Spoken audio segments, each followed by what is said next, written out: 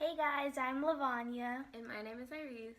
and today we will be talking about linear search. Linear search, aka sequential search, is used when we want to search for a specific element or item from the beginning of an array to the end of an array.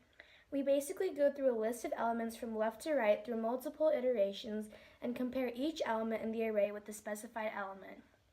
For example, we can use the linear search algorithm to find the target value of 5 in this array.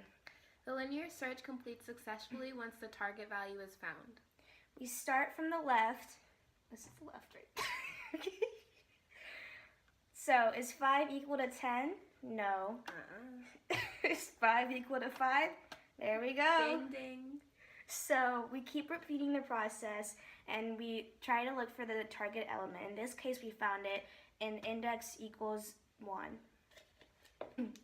And what about if we were to look for an element that isn't in our array, Iris? If we were to use the linear search algorithm to find the target value, the system would return the value -1 to show that the value cannot be found. So for example, if we were to take 5 out of this, and these were the only numbers in the array, and we were to look for the number 5, we would get the number -1. There you go.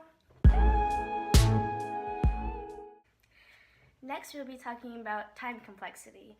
During runtime, the best case scenario is when the target element being searched for is the first element in the array. This time complexity is constant. So for example, if we were looking for the element 5, this would be the first one in our array. So that would be a constant time complexity, and that would be the best case scenario.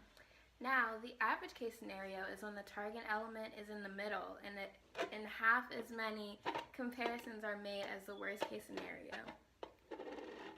So, for example, it would be right here. The worst case scenario is when we have to look through the entire array of n elements because the target element is either at the end of the array or does not exist at all. So here you can see that the element is at the end.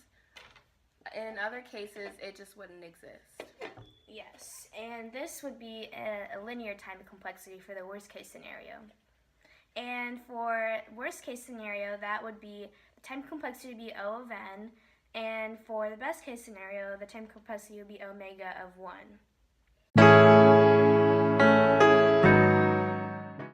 And in this situation, n is the length of the array.